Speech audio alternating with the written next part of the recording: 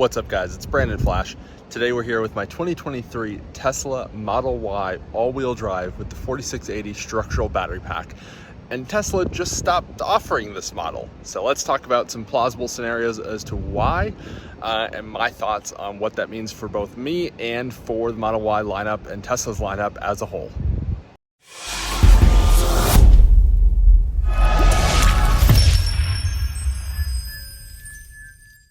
So here you can see this is my Tesla Model Y. It doesn't show long range, it doesn't show performance, anything like that. It is just the Tesla Model Y all-wheel drive. And for those of you that may not be familiar, until very recently, Tesla had a few different models of the Model Y. They had the base all-wheel drive, which is what we're in right now and what we're talking about.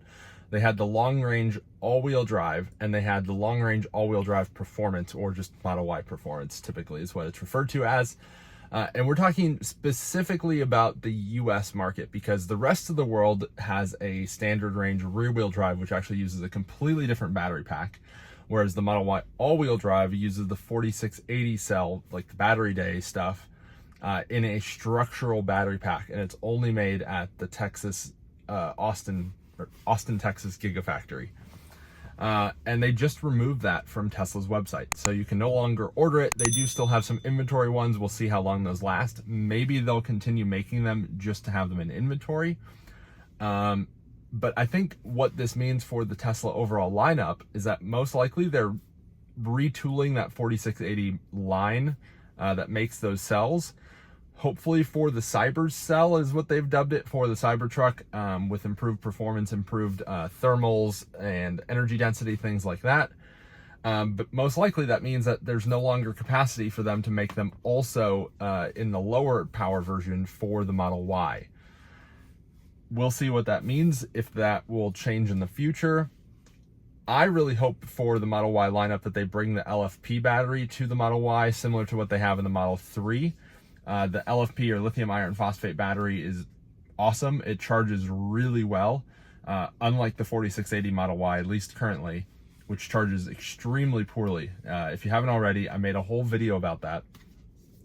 But I think another plausible scenario with this is that Tesla could actually unlock the true capability of the 4680 Model Y now, because they're not going to kind of cannibalize the long range sales if the 4680 base Model Y is charging really well or has more range potentially.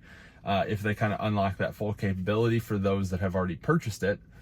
Obviously there's going to be some people that are more in the know that will realize what Tesla did, but it won't at least impact kind of normal people, sales from people that are just ordering them on the website, things like that. And really, they kind of have to improve the charging and overall capabilities if this is going to be in the Model, or not in the Model Y, in the Cybertruck, because if the Cybertruck has as poor of charging as the Model Y all-wheel drive, like what I have has, it's going to be a rough time if it has a huge battery, which a truck kind of has to have. Another side effect of this change is that it means that the Model Y now starts over $50,000 at $50,490 for the cheapest Model Y long-range all-wheel drive with 2170 battery pack, whereas previously you could get the base all-wheel drive for about $47,490 if I remember correctly. However, it is worth noting that in Tesla's inventory, so vehicles that are already in production, in transit, or at service centers, you can actually get a base all-wheel drive, the one we're talking about today. I've seen it as low as $44,000 in Tesla's inventory, which is actually extremely compelling value, still eligible for the $7,500 federal tax credit, and it's an already landed vehicle, so makes it a little bit easier. But it does make it an even larger price gap to the Model 3, which still starts at about 40,000 something, but you can get those in inventory for about 36,000. Sorry, I've got my laptop over here just looking at Tesla's website. I don't recall the price of the Model 3 off of the menu. Looks like the base Model 3 is $40,240. So that now means the order MSRP price difference between the Model 3 and the Model Y is over $10,000. And frankly, I don't think it's worth it.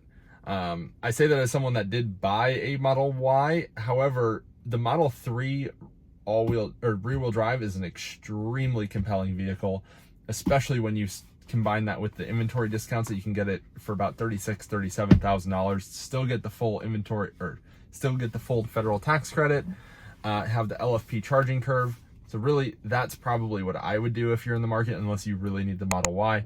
I got the Model Y because I did really want the hatchback and higher ride, and I suspect a lot of people will still do that. However, at least now you're getting the long range all-wheel drive, which has better range, better charging curve, and just a generally more proven vehicle.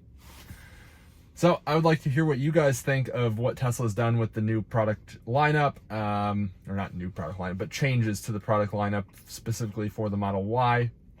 If it changes your buying decision, if you think that having the Model Y 4680 like I do is something that will be a problem going forward.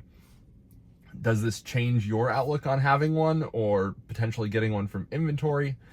Anyway, comment down below. If you haven't already, hit the like button, hit the subscribe button, and I'll see you guys on the next one.